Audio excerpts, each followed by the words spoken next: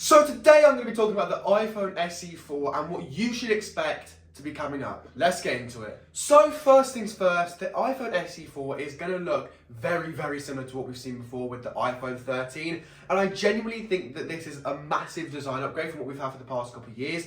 The iPhone SE originally took up the iPhone 5S design, and then the iPhone SE second generation took up the iPhone 8 design. So now we need something that takes up the design of something like an iPhone 13 with a notch. Now, yes, this isn't going to resemble like the iPhone 14, it's not going to have everything the iPhone 14 has, and it's definitely not going to have a dynamic island, but I genuinely think this will be a really big upgrade for everyone. So it's going to be exactly like the iPhone 13 when it comes to having aluminium around the sides, glass on the back. But speaking about the back, something very strange that we've never really seen before Apple do is they're going to change the iPhone 13's back to have more similar to an iPhone XR's design. So be expecting iPhone 13, but with an iPhone XR back. I'll put a picture on screen now to show you what that could look like, and I genuinely think that that's going to be really cool to see. You know, Apple have a design that was once used in a similar fashion with a previous phone and that is used now. So I think having a single camera on a phone like this, for around £400, is going to be quite good, because people that get an iPhone SE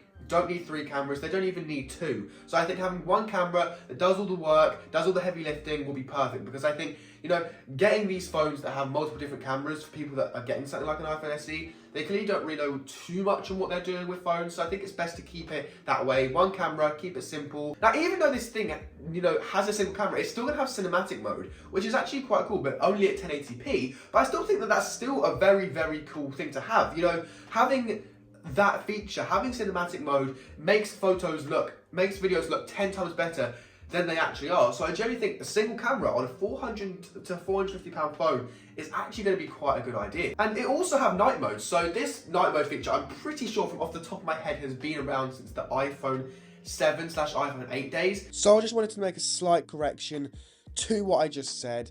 I was thinking of portrait mode with the iPhone 7. Night mode actually got introduced with the iPhone 11. So it's been around for a while, and that was probably done. That was done with single cameras, dual cameras. So it's no surprise that night mode is still on these type of phones. I just think that it's got better having more cameras and bigger lenses. It's just got better over time. But I will correct that if I'm wrong. So this is actually going to be the first iPhone SE with an OLED panel. Now, all of these previous iPhone SEs have had LCD, so this is going to be the cheapest phone that Apple produced with an OLED display in.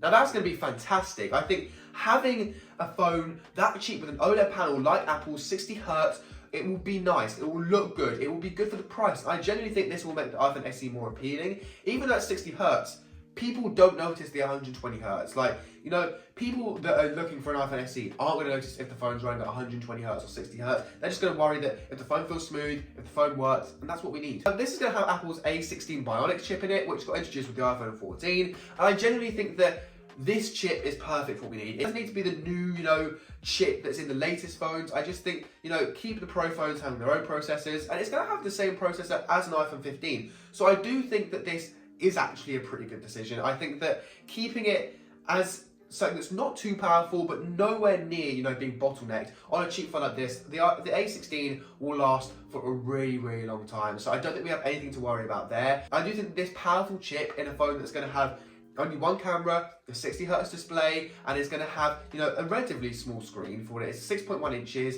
You know, it's not going to be having to do anything powerful. I do think this battery life could be, you know, a new battery champion compared to the iPhone 15. So I do think that's something to look out for. Now, I can't say a thing about, you know, the iPhone SE having USB-C, because obviously the iPhone 13 didn't have USB-C, but I'm going to say it's a pretty good prediction to say that the iPhone SE is going to have USB-C, because that has to be enforced now. Any new phone Apple make will have USB-C, so I'm pretty certain that it's going to have USB-C, if that's what you're worried about. Now, people that are buying this phone aren't really going to know the difference between USB-C and Lightning, but I still do think it's a worth it, you know, big decision. I still do think it's a good decision to make, because if people do want to have USB-C, it's not going to be the, you know, USB 3 speed, it's going to be USB 2, but it's still going to be good enough for what people want. Now, you may be asking when this phone is going to come out, and unfortunately, you know, everyone was going to come out either last month or this month, you know, March or April, but it didn't. It's going to come out in around 2025, leakers seem to think, which is kind of sad, because we've been waiting for a new iPhone SE for years now. You know, this thing has not been refreshed since 2022, and really we do need an upgrade. You know, the iPhone 8 design is starting to look really old,